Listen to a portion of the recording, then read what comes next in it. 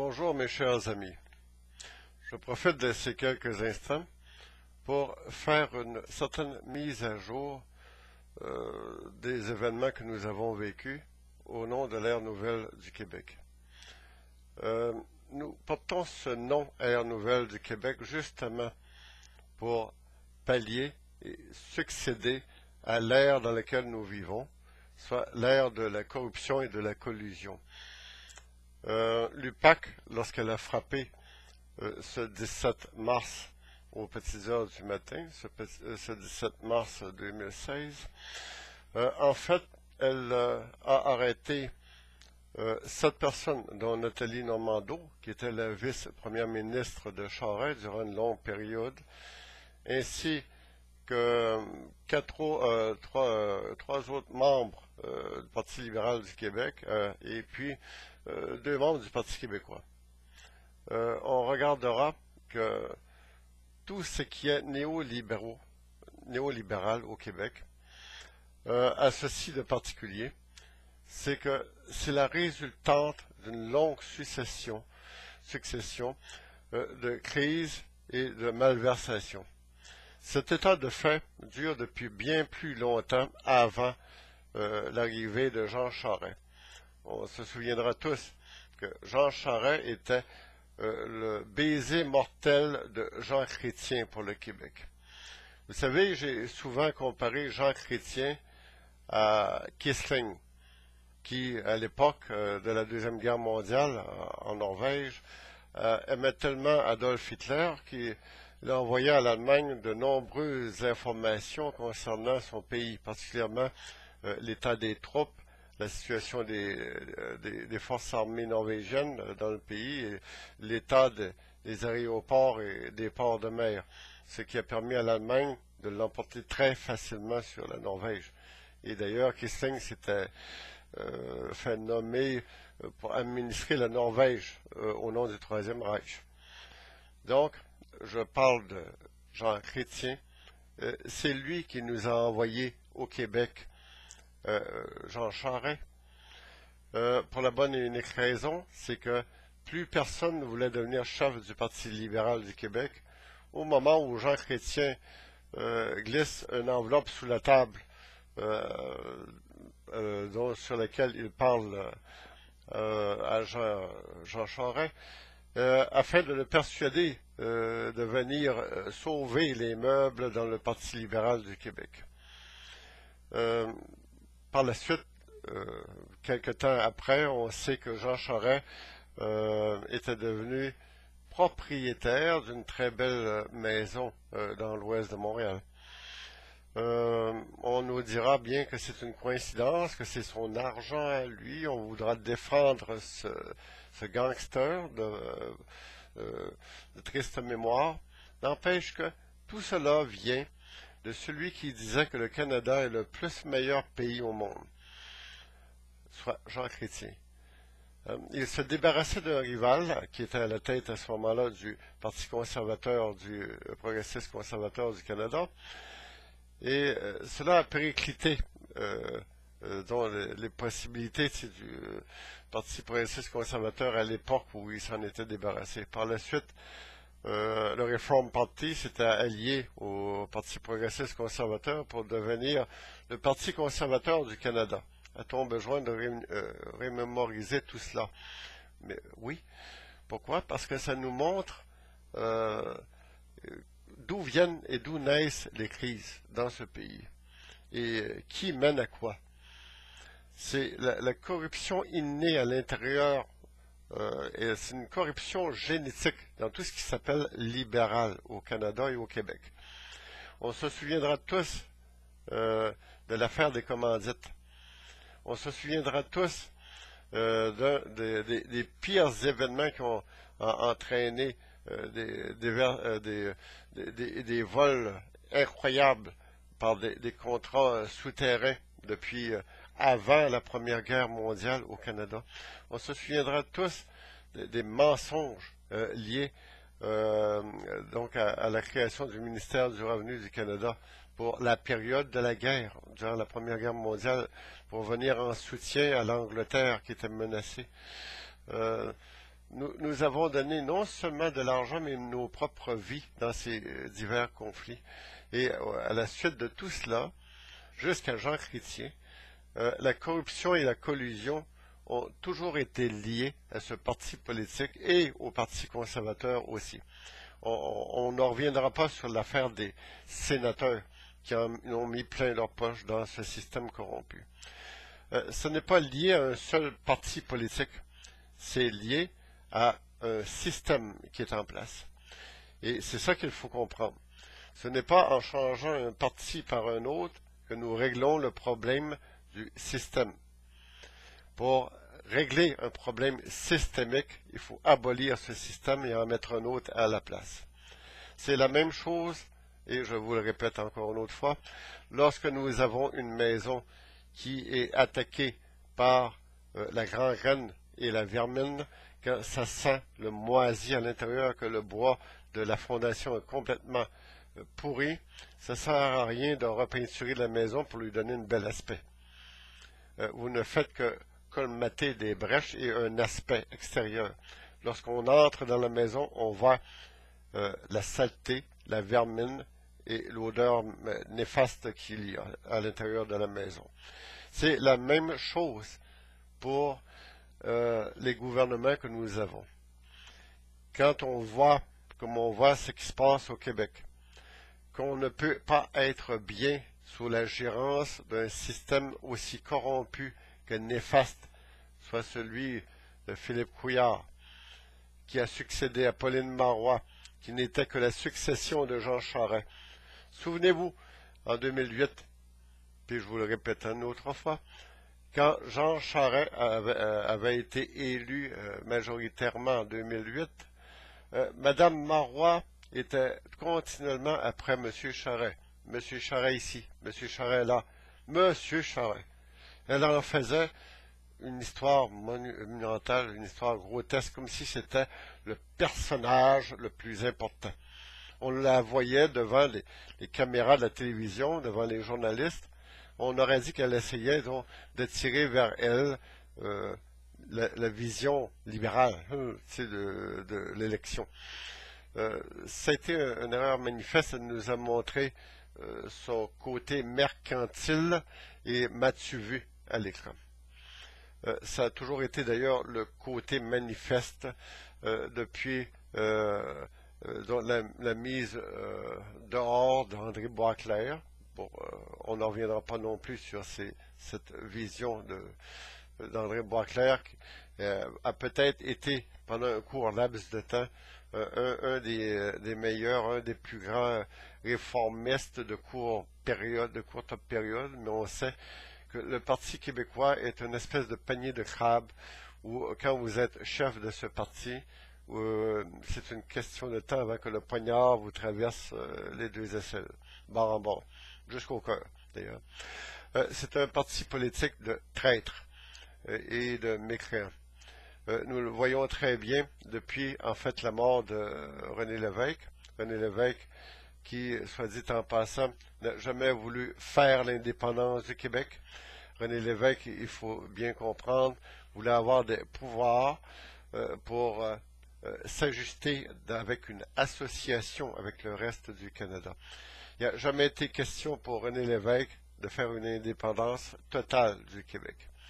Quand Pierre-Carl Péladeau, aujourd'hui, en 2016, nous parle que quand il succédera, il va continuer à rêver longtemps, quand il succédera à Couillard, qu'il va faire l'indépendance, que ça va être une élection souverainiste, c'est-à-dire une élection qui va lui donner l'indépendance du Québec, il oublie tout le reste. Toutes les discussions qu'il doit avoir avec l'ensemble des communautés qu'il y a au Québec. C'est pas qu'une paire de manches. Vouloir faire les choses directement sans consulter, c'est méconnaître ce qu'est le Québec. Le Québec, c'est énorme. C'est beaucoup de municipalités. Il faut les voir, il faut en faire le tour. Et c'est plus qu'une nation, le Québec. Vous avez de nombreuses Premières Nations amérindiennes qui, bien souvent entre elles, parle l'anglais. Il faut réformer tout cela.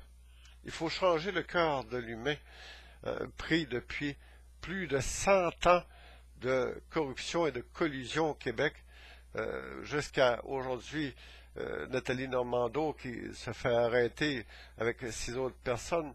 C'est le néolibéralisme qui vient d'en manger une claque au Québec. Et c'est ça qu'il faut comprendre. On est en train de refaire un retour sur Terre. On est en train tranquillement au Québec de se mettre les 2 pieds sur Terre.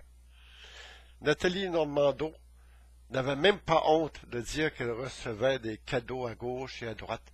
Elle a reçu des billets pour aller dans des spectacles, pour aller voir Céline Dion, et son excuse d'avoir reçu et d'accepter ces billets, c'était « Mais voyons, c'est Céline Dion, après tout. » Comme si c'était normal. C'était rendu normal dans la mentalité des néolibéraux que de recevoir des cadeaux. Ça fait partie de la génétique politique du Québec. Posez la question autour de vous à l'homme dans la rue. Il vous dira, bien, c'est corrompu la politique, comme si c'est normal que ça le soit. On dirait que les gens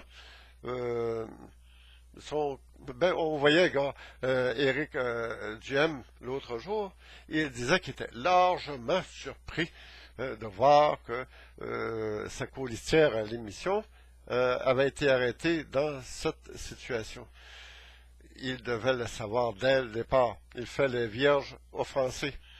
Tout le monde qui se met un collaborateur dans une émission de radio semblable doit nécessairement faire le minimum pour bien s'informer de qui il a affaire avant de s'en associer. C'est une prérogative de base. L'UPAC a arrêté, entre autres, Marc-Yvan Côté, celui qui a été banni, imaginez-vous, banni du Parti libéral du Canada.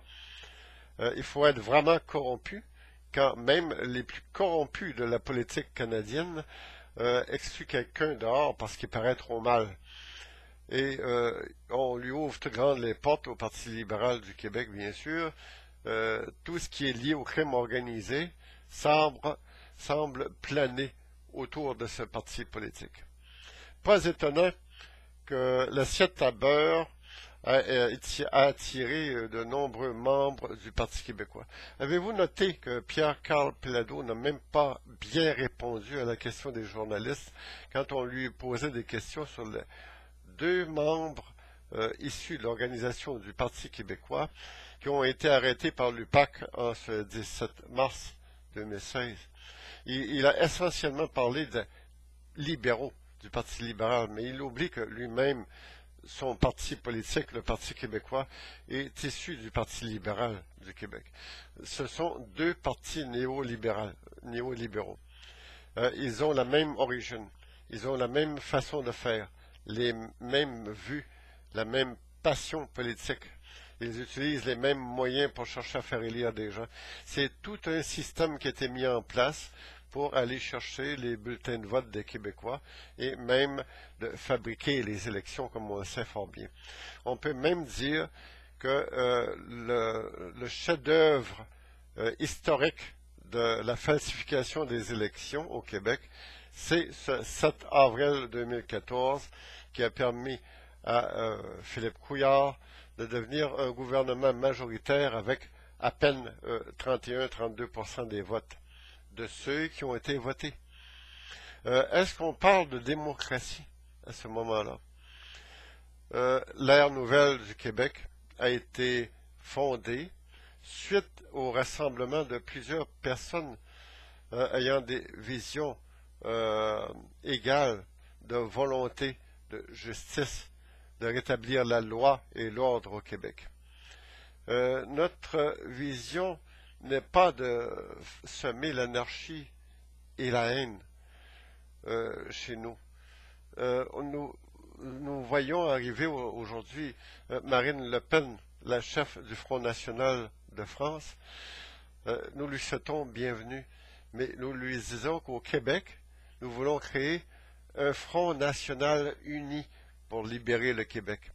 C'est le but essentiel de l'ère nouvelle du Québec. Je m'intéresse particulièrement à la politique, surtout depuis que Jean-Marie Le Pen a fondé ce parti. C'est une véritable inspiration. Mais il faut faire les choses en Amérique du Nord, au Québec. Et le Front national est à la France ce que l'ère nouvelle va être pour le Québec. Un parti politique versé vers l'avenir, avec des valeurs québécoises, des valeurs nationalistes de droite, réformistes, des valeurs justicialistes. Nous avons beaucoup, et j'ai beaucoup étudié la vision de Juan Perón.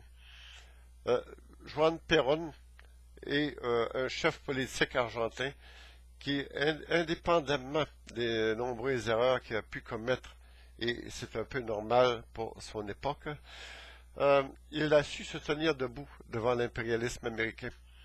Quand on lui a demandé de remettre à l'autorité des États-Unis les immigrants allemands qui venaient de joindre son sol, il a dit que c'est l'Argentine qui avait accepté sur son sol libre et indépendant des immigrants qui avaient fait une demande légale d'immigration chez eux et qui n'avaient pas à rendre compte à qui que ce soit de la décision du peuple argentin et de la présidence argentine de ce qui se fait en Argentine.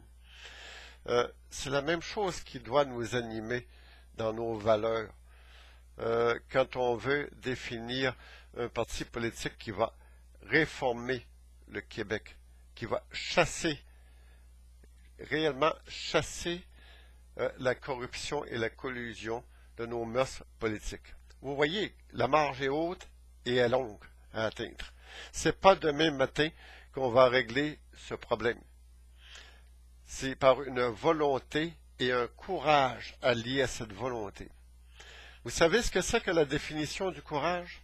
C'est de faire quelque chose que nous avons peur de faire. Je vous le répète encore, j'aime ça répéter. Parce qu'il faut vraiment bien se mettre dans la tête que pour changer quelque chose au Québec, il faut commencer par changer quelque chose dans le cœur des Québécois. Et non pas s'attendre à ce que ça vienne comme par magie, par miracle. Il faut commencer par soi-même. Regardez ce que chacun d'entre nous peut faire aujourd'hui, demain matin et dans 2 jours pour soi-même, pour commencer. Hein? Il faut un peu commencer par flatter son ego. Mais regardez aussi qu'est-ce qu'on peut faire collectivement pour changer les choses autour de nous. Vous savez ce que je préconise? C'est de créer de nouvelles peines pour de nouveaux types de crimes. Les libéraux et le Parti québécois n'ont jamais rien changé de précis pour justement faire en sorte que ces problèmes liés à la corruption se règlent. C'est normal, tout est à faire. Est-ce que vous pensez que c'est le voleur de banque qui va changer les lois concernant les banques? Jamais. C'est la même chose que nous voyons ici au Québec. Est-ce que vous vous attendez à ce que ce soit le pseudo-premier ministre, c'est-à-dire l'espion canado-saoudien Philippe Couillard, qui va régler le problème de la corruption? Il commence déjà à vous dire que le Parti libéral du Québec actuel, c'est plus le même qu'à l'époque de Jean Charest.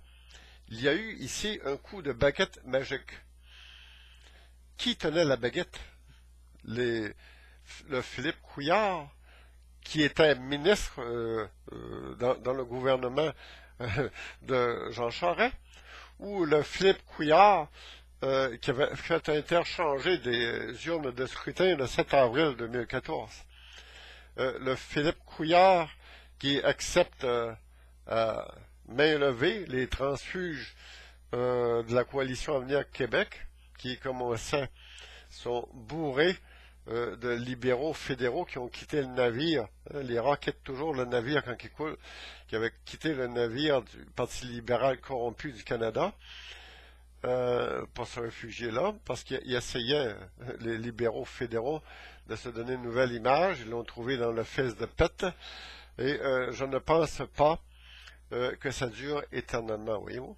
J'ai l'impression que le fils qui a une belle image, je parle de Justin Trudeau, tôt ou tard, disons, comme on dit, le naturel va revenir au galop, dans son cas à lui.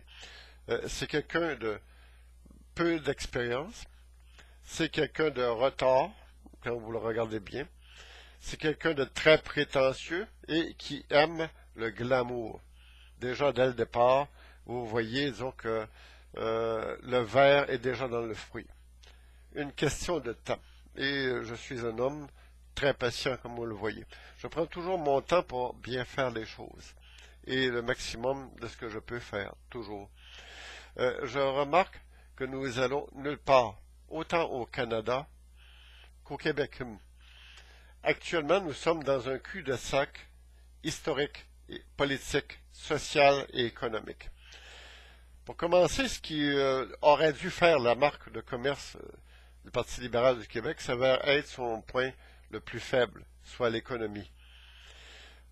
Pendant que on a fait un grand changement au niveau du ministère de la Santé, imaginez-vous, on va se permettre de laver nos personnes âgées dans les foyers de personnes âgées au moins une fois par semaine. C'est incroyable. Ça va presque hypothéquer le budget du Québec, ça. Hein? Mais dans le dernier budget, vous voyez, les ministres et ceux qui font affaire avec le gouvernement vont pouvoir se permettre des marges de plusieurs milliers de dollars par jour disons, pour arriver à leur fin. L'assiette à beurre est gonflée par l'argent public. On la gonfle énormément. Déjà, vous avez des problèmes majeurs au niveau économique en ce qui touche ce qui aurait dû être fait au BAP. Voyez-vous? Déjà, il y avait un certain fonds pour les générations futures et on a mis tout cela pour au froid. On gèle certains fonds. On gèle 150 millions de dollars comme si on n'en a pas besoin, mais en fait, on est en train de se faire un énorme coussin financier. Je vais revenir dessus sur un autre article à un moment donné. D'ailleurs, je vous remercie beaucoup de supporter mon site web pour tous les types d'articles que je fais. Je fais les articles le plus variés possible. Notre auditoire est énorme. J'axe surtout sur mes articles en français. Je vais en faire un peu en espagnol et en anglais dans le futur, peut-être même en allemand et dans diverses autres langues. Je ne suis pas un perfectionniste en termes de langue, mais j'aime beaucoup y aller de par le monde aussi. Donc j'aime beaucoup communiquer avec l'ensemble des gens. J'aime être une fenêtre du Québec sur le monde. J'aime montrer ce qui existe dans la réalité. Il y a beaucoup de gens en France qui savent maintenant qu'au Québec, on a un des régimes politiques les plus pourris qu'il n'y a pas au Québec, dans l'Occident chrétien. C'est fameux de voir comment peu de gens ici au Québec, au moment où nous vivons des heures graves au niveau crédibilité de nos institutions, peu de gens soutiennent la chrétienté chez nous. Nos mœurs sont dissolues. Il s'agit de remonter à une certaine époque, à l'époque de Duplessis, où c'était l'effet contraire. Donc, c'était basé complètement sur l'Église catholique en tant que telle, l'Église catholique romaine. Le drapeau du Québec fait foi de cette vision avec une croix blanche au centre et elle respecte bien le sens chrétien que nous avons au Québec. Je remarque que l'ensemble des partis politiques que nous avons élus sont passablement extrêmement pro-laïques. On dirait qu'on est prêt à accueillir à bras ouverts l'islam et les musulmans. On dirait qu'on a peur du crucifix qu'on avait au mur dans notre Assemblée nationale. L'Air nouvelle du Québec est fière de dire qu'elle va défendre l'héritage chrétien. Une des mesures que nous voulons adopter sera nécessairement de défendre notre patrimoine, que ce soit notre patrimoine linguistique, notre belle langue française, ou que ce soit de défendre notre héritage religieux au Québec. Nous avons des églises et je vous promets que si un jour je suis élu, je vais me battre pour qu'aucune de nos églises ne soit transformée en mosquée. D'ailleurs, je vais faire interdire globalement et totalement la construction d'une quelconque mosquée sur notre territoire, puisque c'est une offense. Une offense à notre territoire et à notre patrimoine héréditaire. D'autre part, je ne respecterai jamais une religion qui bafoue les femmes, une religion qui considère que la vie des membres d'une autre religion ne peut pas être respectée puisqu'elle est une offense à Allah. Je m'en fous complètement de leur vision politique. Je vois qu'ils ne respectent rien, ces gens. D'ailleurs, ils sont associés à l'État sioniste d'Israël dans l'affaire de l'État islamique. Nous le savons fort bien. Mes nombreuses recherches et les nombreuses informations que j'ai reçues font état de cette chose. Les États-Unis ont fourni des sommes d'argent et de l'armement considérables pour armer les mercenaires de Daesh qui viennent à la fois de l'Espagne, de la France, de l'Allemagne, d'un peu partout au Caucase. Ils sont tout sauf musulmans. Ils deviennent musulmans rendus là pour la question qu'ils reçoivent des milliers de dollars par semaine, chose qu'ils ne gagneraient jamais nulle part ailleurs, pour la bonne raison que bien souvent ce ne sont que des gens qui ne foutaient rien chez eux, qui se demandaient quoi faire pour tuer le temps, donc on va tuer des gens. C'est encore mieux de même. Au moins, c'est mieux qu'une partie vidéo, on les tue en temps réel. Donc, ces massacreurs que nous payons bien, hein, ces gens qui ont été mis là-bas pour tuer le peuple syrien, ils sont là pour le pétrole d'ailleurs. Ils sont là pour prendre contrôle des richesses naturelles de la Syrie et du nord de l'Irak. Et ils n'ont jamais été là pour leur foutue religion. C'est une hypothèse négative. D'ailleurs, il faut réformer le Coran. J'ai de nombreux amis, autant au Maroc qu'en Tunisie et en Syrie, qui y croient à la réforme du Coran. Tandis que chez nous, au Québec, on les accueille à bras ouverts. Venez, venez avec l'argent que vous avez volé. Venez, les terroristes. Hein? On va à Justin Trudeau, jusqu'où ça va. Hein, le complot et le mensonge, le mépris qu'ils ont. Tu sais, les politiciens, autant à Ottawa qu'au Québec, dans notre Assemblée nationale, pour quelques votes de plus, autant les libéraux que le PQ, que Québec solidaire ou que la Coalition Avenir Québec, sont prêts à fermer les yeux sur de faux immigrants. L'Air nouvelle du Québec va les foutre dehors. Aussitôt que la guerre civile, d'ailleurs, le président Assad est en train de prendre correctement le contrôle sur ces bandes de mercenaires et de massacreurs qui, en fait, sont payés par les États-Unis, par la France et par l'État sioniste d'Israël. Jamais nous ne respecterons aucun pays qui a payé pour faire massacrer ces gens. Ceci nous ramène à la question de la démocratie au Québec. Est-ce que quelqu'un a, d'une façon quelconque, pris une suggestion quelconque auprès d'un quelconque travailleur au Québec ou travailleuse au Québec pour savoir quel type d'opinion nous avons de tous ces immigrants qui viennent ici? Vous savez qu'ils vont être subventionnés à raison de 20 000 $ par année lorsque une entreprise quelconque va leur offrir un emploi. Donc, tout Québécois qui se respecte sait maintenant qu'il peut devenir un chômeur légal dans le système actuel. N'importe qui peut vous congédier pour employer un immigrant syrien ou irakien qui est rentré sous les bons soins de Justin Trudeau et avec l'amabilité de Philippe Couillard et les personnes payées à 1000 $ par jour à Montréal pour vous accueillir, c'est-à-dire les immigrants qui vont être plus que surpayés d'ailleurs pour vous foutre dehors. Vous aurez payé des impôts tout le long de votre vie, des impôts qui vont servir à vous faire mettre dehors à la porte de l'endroit où vous travaillez. Est-ce que vous êtes fiers de ces gouvernements corrompus? Ils vont chercher le maximum d'argent dans vos poches et ensuite on vous dit, bien, vous êtes plus bon à rien. On a de nouveaux immigrants qui s'en viennent. On va les payer comme on veut. On va les subventionner au maximum. Merci d'avoir contribué à l'expansion et à la croissance économique du néolibéralisme canadien et québécois.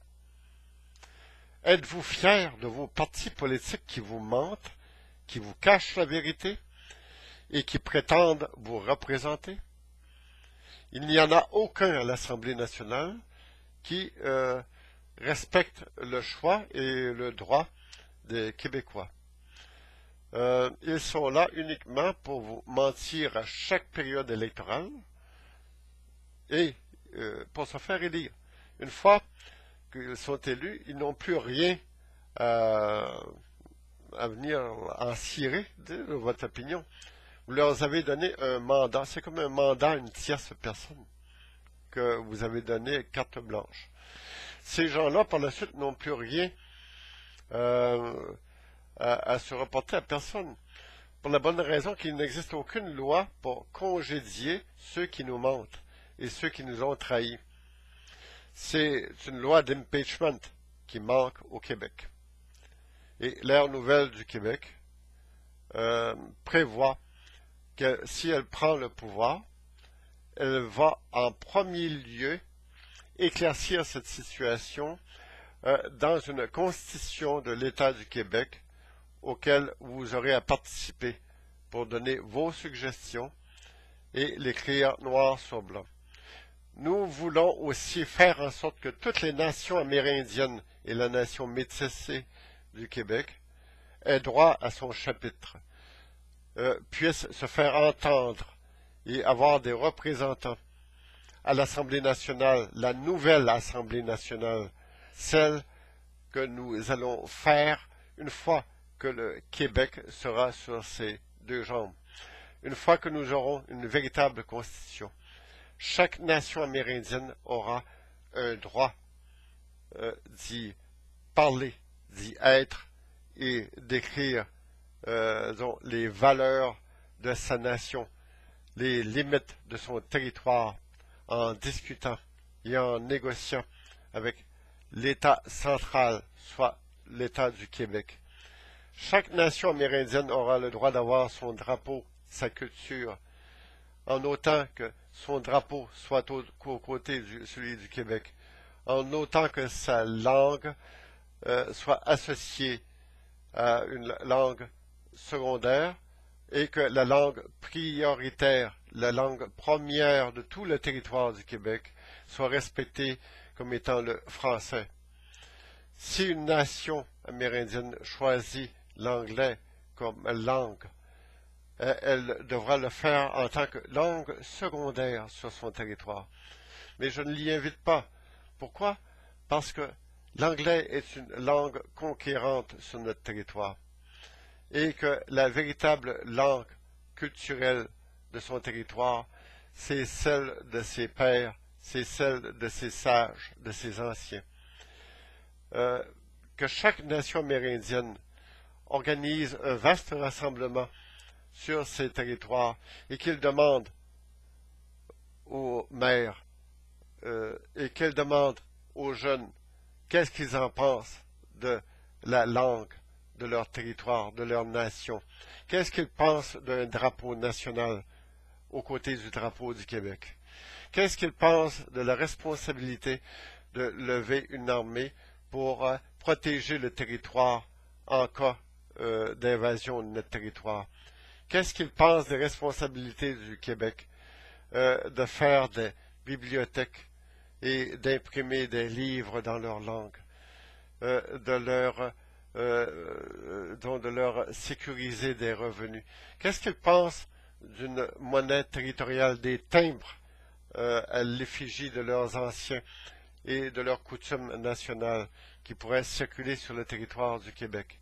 Il pourrait y avoir une expansion culturelle considérable chez chaque nation amérindienne et cela enrichirait la culture québécoise elle-même.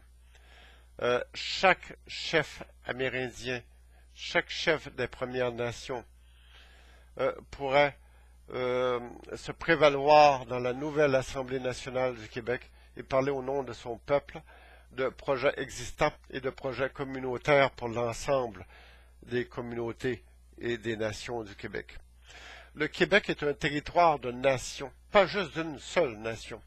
Le Québec est un territoire qu'il faut comprendre, connaître et apprécier. On peut le comprendre, le connaître et l'apprécier en le visitant. Beaucoup de gens n'ont jamais bougé de Montréal, de Québec ou de Ville-Saguenay.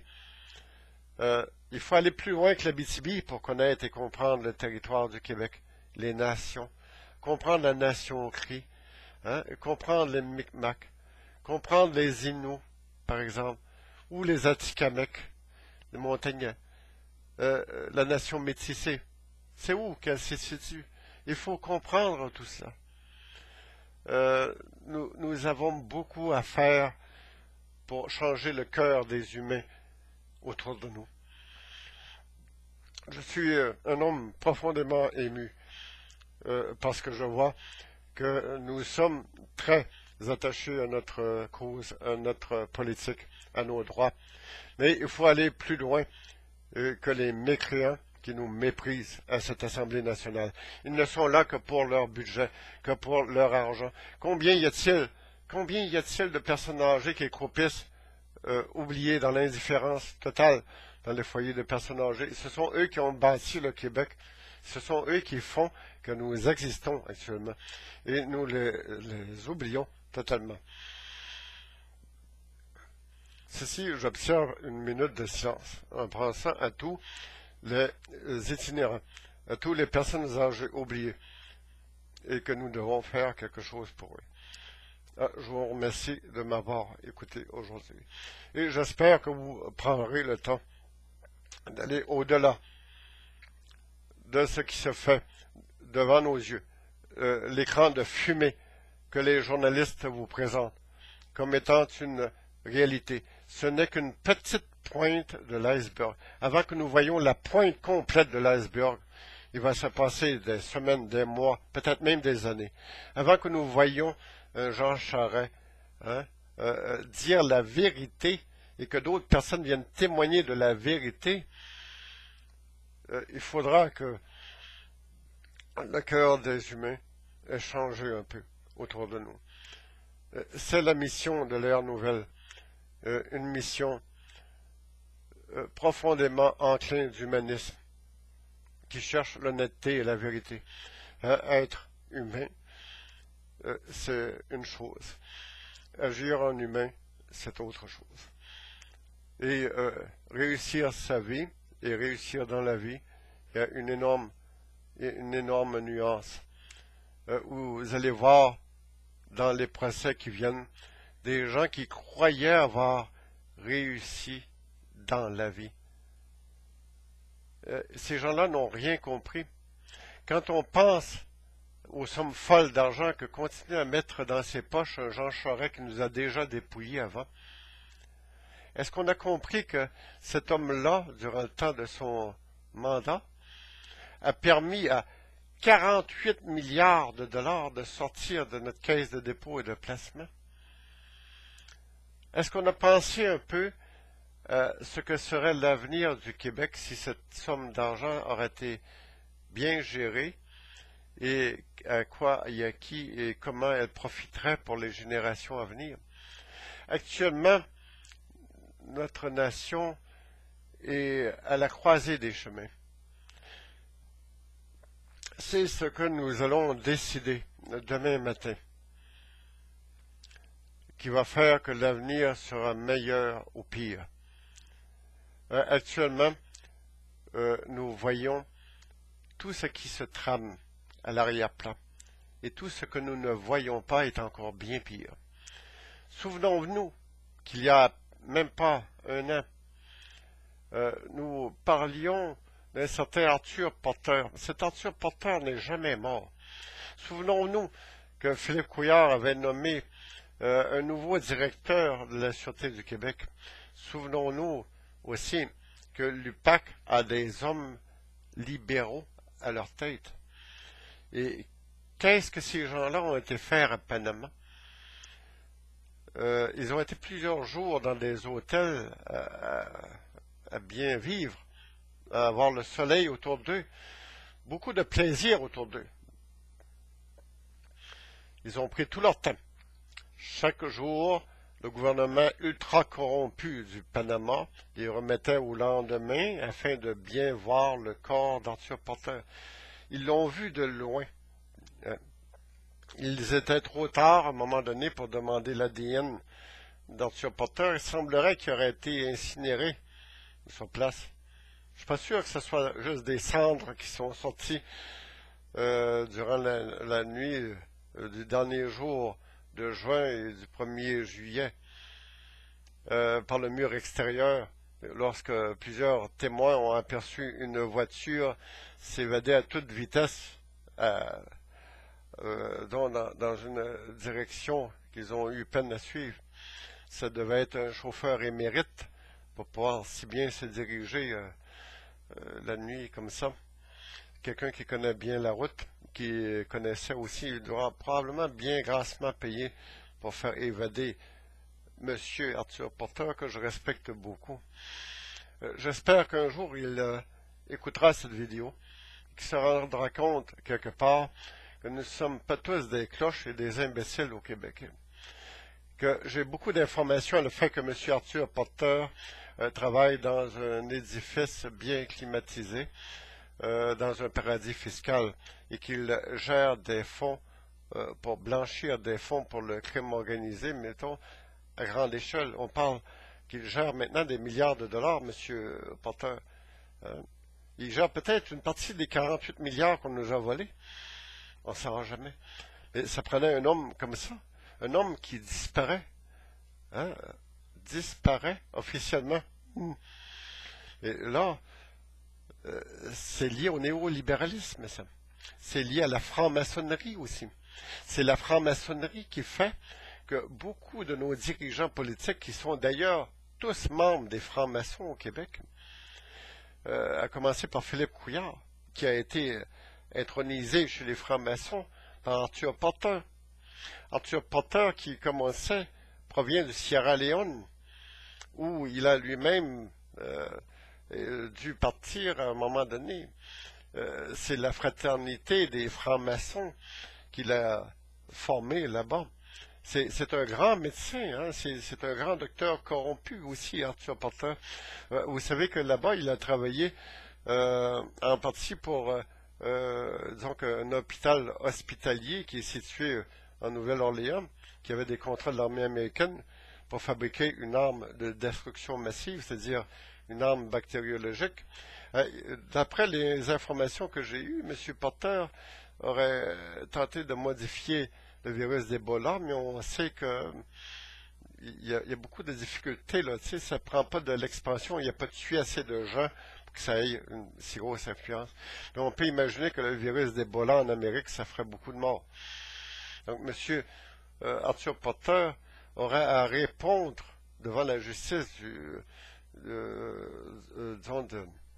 Sierra Leone, où ce qui a été longtemps aussi, non seulement un gestionnaire d'hôpitaux, un gestionnaire de laboratoires de recherche, mais aussi, il avait été pendant de nombreuses années par la suite un ambassadeur au Canada. C'est comme ça que M. Harper l'a bien connu, puis lui a donné rapidement la citoyenneté canadienne, parce que entre francs-maçons, on s'entraide. On veut éviter que l'autre se ramasse en prison ou reçoive une balle dans la tête, surtout lorsqu'on connaît l'intelligence du bonhomme. Donc, on a voulu utiliser son intelligence ici au Canada pour en faire le chef des espions au, au Canada, le chef de la police des espions. Donc, c'est pas un 2 de pique qu'on nomme là habituellement. Et il y avait Philippe Couillard qui travaillait avec lui. Il a bien sûr invité la personne qui l'avait formé chez les francs-maçons. Tout comme Jean Charest est un franc-maçon aussi, de haut degré. Mettons que Arthur Porter, d'après ce que je sais, est au 33e degré. C'est un important personnage chez les francs-maçons. Et on pense qu'il est mort. C'est ça qui est bon. C'est un homme extrêmement puissant. Il est associé au crime organisé dans le sens, premièrement, la mafia québécoise. Il l'avait dans sa main ici, hein, au niveau de la mafia qui régit dans la construction. Pas juste le fonds de solidarité des travailleurs de la FTQ, voyons donc. Il y avait bien d'autres gros bras autour de lui. Et il savait à qui il avait affaire. Arthur Porter, vous voyez, ça mène loin. Surtout que l'on sait maintenant qu'il est toujours vivant. La Sûreté du Québec va vous dire qu'il est mort. Ils l'ont vérifié. Croyez-le.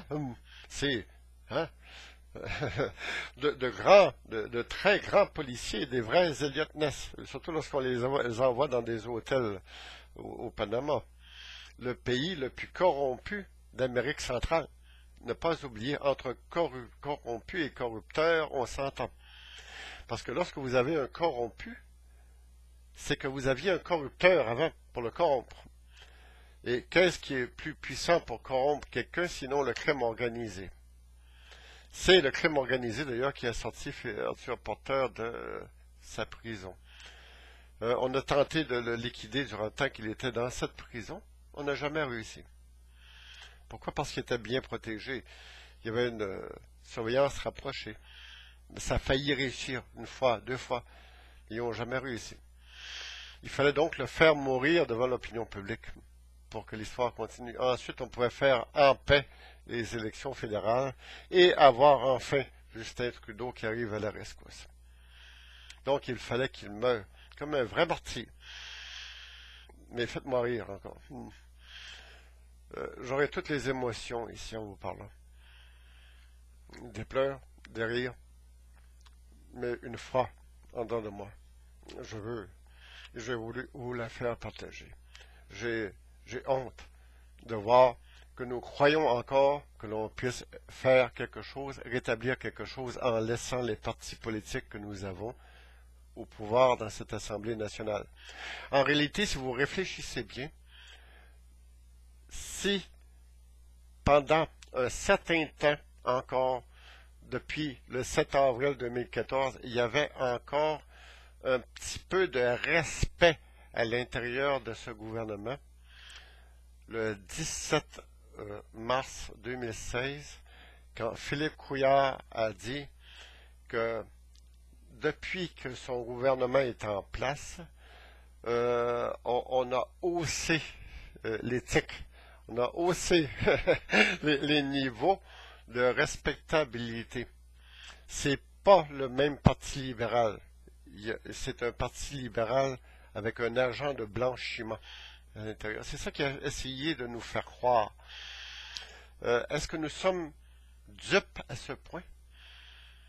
Est-ce que nous sommes idiots à ce niveau, venant de la bouche d'un franc-maçon?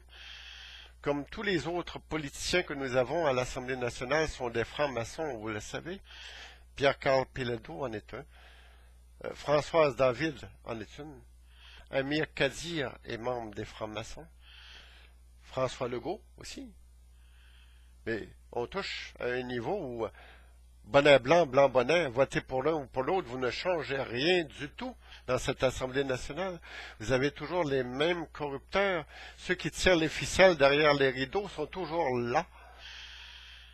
Le pouvoir, maintenant, est rendu dans la rue. La démocratie n'existe plus dans ce système. Tant qu'il va y avoir les hauts fonctionnaires qui gèrent le Québec dans leur bunker, hein, dans leur air climatisé l'été, avec des fonds de pension hein, adaptés au coût de la vie, pendant que vous en aurez même pas de fonds de pension, que vous allez peut-être crever dans la misère dans le monde futur, le monde de demain, quand vous serez même plus capable d'habiter quelque part, peut-être, l'avenir est incertain. Le nombre d'itinérants à Montréal grimpe à vue d'œil. Il s'agit de débarquer des stations de métro pour comprendre qu'est-ce qui se passe. Vous êtes presque agressé pour avoir un peu de change ici et là. C'est pas juste dans la langue française qu'on s'adresse à vous. Pour avoir un peu de change, c'est un peu avec un accent anglophone souvent, surtout dans l'ouest de Montréal. Ça n'a pas de barrière de langue, véritablement, la pauvreté. La lutte à la pauvreté au Québec, elle est abandonnée avec ces gouvernements néolibéraux. Vous n'avez plus le droit d'être pauvre dans un système néolibéral, savez-vous ça? Surtout si vous avez la gauche au pouvoir. Parce que la gauche est extrêmement puissante et riche, ici au Québec, comme en France, comme en Grèce, comme en Angleterre. Partout, elle n'a pas, la gauche ne fait pas fonction de pauvreté. Elle ne tolère pas la pauvreté. On l'a bien vu même, bien vu avec l'Union soviétique quand les communistes étaient au pouvoir. Allez voir en Corée du Nord qui sont au pouvoir et quel train de vie ils mènent. Pendant que des millions de gens ont de la misère à se nourrir, les dirigeants de ces gouvernements de gauche sont immensément puissants et liés aux francs-maçons aussi. Allez voir quel genre d'édifice il y a au centre de Pyongyang. Ce sont des pyramides qui sont les centres de la bureaucratique. La même chose au Kazakhstan, c'est un État franc-maçon. Les États-Unis ont été fondés sur la franc-maçonnerie et la Révolution française était une révolution de fraternité franc-maçonne. C'est ça la vérité. C'est que les grandes révolutions se sont faites sur le dos de nombreuses religions. On ne veut plus de la spiritualité dans notre monde. On veut des États esclaves, des États qui ne réfléchissent pas, où le peuple ne réfléchit plus, qu'il a tellement de misère à survivre et à gagner sa vie, il y a tellement de misère à travailler pour ramasser un petit pécule pour pouvoir passer les fins de mois, qu'il n'a pas de temps de réfléchir. On veut un peuple qui n'a pas de spiritualité pour mieux le contrôler. On veut un peuple qui soit à genoux devant la puissance du dollar. Le dollar, l'argent, c'est un moyen, ne l'oubliez jamais, c'est pas une fin en soi. On pourrait remplacer l'argent demain matin, puis ils l'ont pratiquement fait dans le système actuel en le digitalisant. La moindre éruption solaire ferait en sorte que les dettes nationales de certains pays s'évaporeraient comme neige au soleil. C'est peut-être ce que comptent les États-Unis avec une dette de 20 trillions de dollars. Tout à l'heure, la crise économique va s'abattre sur nous comme la misère sur le pauvre monde. Qu'est-ce qu'ils vont nous dire, nos politiciens à Québec et à Ottawa? C'est qu'ils peuvent faire des miracles encore, qu'il faut à tout prix se battre pour la croissance économique, ou plonger en se bouchant le nez dans l'austérité.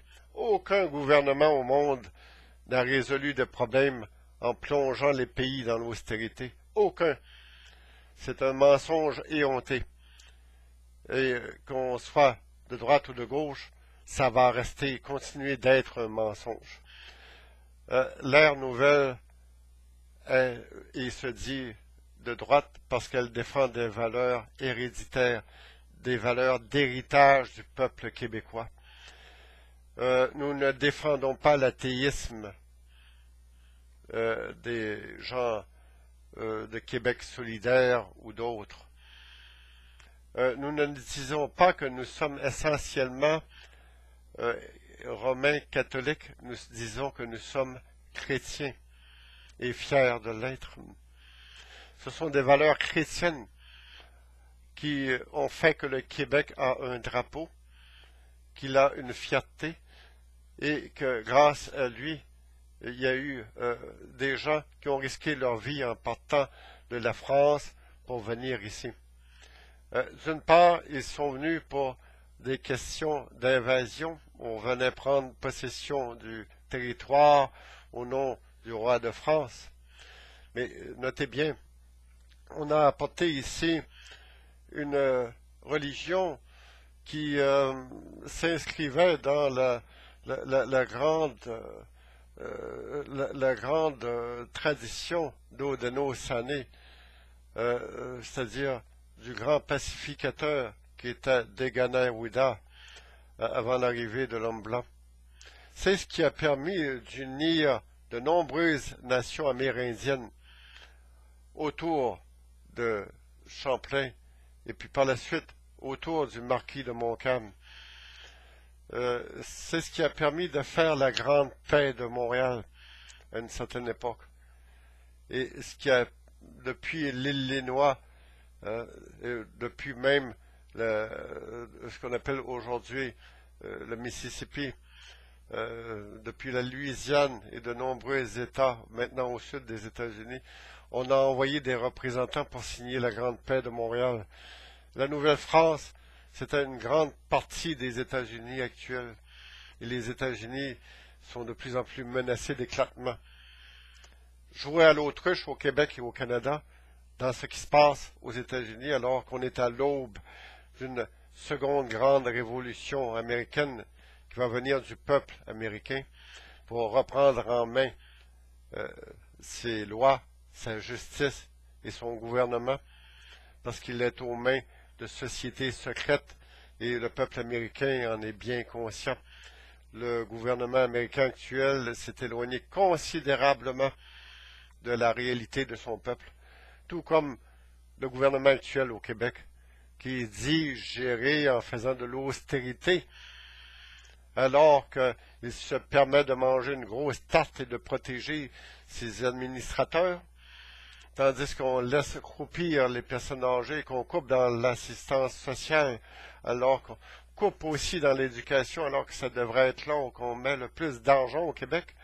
Si on a à investir pour l'avenir au Québec, c'est dans l'éducation. On se doit de montrer l'exemple en traitant humainement nos personnes âgées, humainement nos malades quand ils rentrent à l'hôpital. On se doit d'agir en être humain et non pas en esclave du roi de l'art. C'est ça le message d'Air Nouvelle du Québec. Faire une ère nouvelle et non pas marcher à genoux devant le capitalisme outrancier. On a beaucoup de chemin à faire. Mais sachez que je suis fier d'être là et je m'attends à ce que vous joigniez nos rangs. Et il nous faut suffisamment de gens pour montrer que nous sommes quelque chose avec qui il faut tenir compte dans le futur.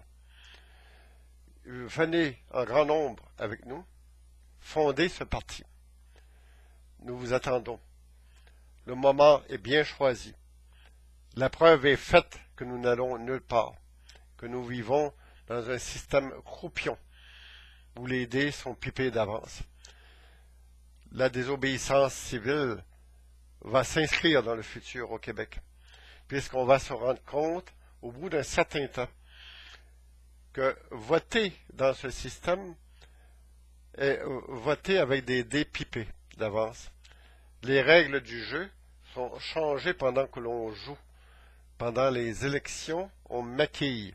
On peut retrouver les prochaines urnes de scrutin probablement ailleurs que chez McDonald's.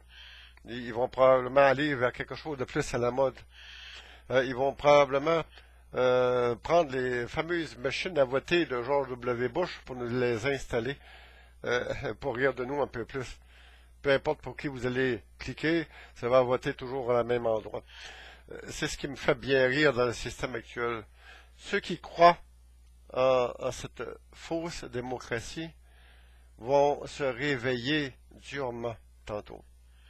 Ce sont ces personnes-là qui probablement vont devenir extrêmement violentes dans le futur. Malgré le fait que l'on le dise actuellement, c'est comme si on parle trop en avance du temps. C'est comme s'il faut attendre que l'idée a mûri dans l'esprit et le cœur des Québécois.